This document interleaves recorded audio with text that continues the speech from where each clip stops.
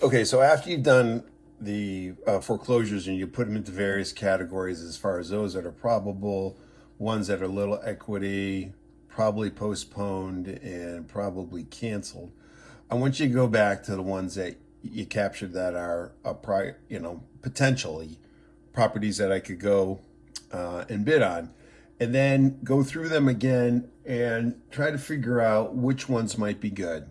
So what I've done is I've already actually done that exercise already, and I came up with I thought were my top fours. But let me show you how to do that. And primarily, what I want you to do is let's just take the first one here, which is Seven Hart Place in Plainville. So what you're going to do is you're going to go to the list, and it's broken up by town. You go to Plainville, and you're going to click view full notice. Now, sometimes if the foreclosure sale is canceled, it'll say something like sale canceled. But in this case, it doesn't say that. So then you're going to hit the docket number here, and then you're going to go up here to case detail. Once you get there, you're going to scroll down to the bottom, and you're going to see if they filed a motion to delay the sale, and they haven't. So that's good. So the sale is still going forward, and the person, has not filed any other prior postponements. So then you're going to take the address, which is here. So you're going to take that, you're going to copy, and you're going to go into something that's called Instant Street View. And basically it's Google Maps.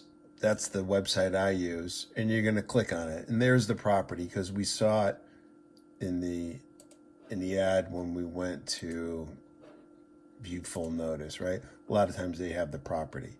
So here it is. And then you click on here. All right, so now we see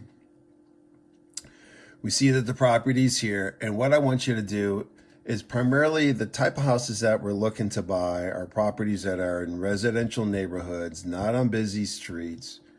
We do like multifamily properties as well that can be on busier streets, but for the most part, residential homes we want just on standard neighborhoods.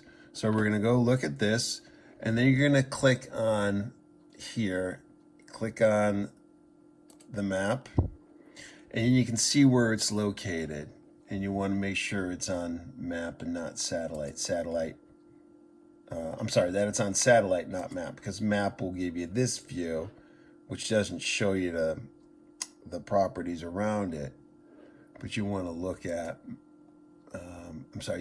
satellite. So here you can see it's on a residential street. It looks like it's a kind of a U shape where you come in and you go out. So that's nice. I mean, it does have some commercial buildings back here, which I'm not crazy about, but still it's a nice residential street. So I put that as a potential. So I did that for all the properties. Then I just ranked them that I thought were best. Now, one of the things that I factor in is the equity. What's the equity? So if I was to buy it based on the debt and based on the market value, there's 114,000, which is crazy. So, by the way, foreclosure sales, you never buy it for the debt that's owed, because there's usually a bunch of people that are bidding on the property. So basically, I force rank them. I try to, get the top four that I might consider, but a big component of that is the location. So some of the things I try to stay away from is if there's power lines near it, if there's a fire station near it, if it's on a busier street, if it's mixed use commercial. And then what I'd like to have you do is put your comments in here. So I put, some of the things that I like. And it seems like most of the properties that I have interest in are in Bristol, Plainville. Those towns are all close to each other. And then the other ones, then I separate it and I just put the other properties here, and I make some notes about it.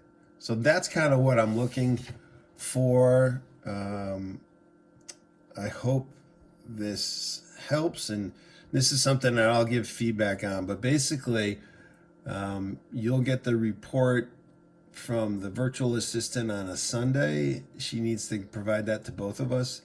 And then if you can get this to me by Wednesday morning, so I can do a drive-by and drive by the properties and see what kind of condition they're in and see if it's something I'm interested in.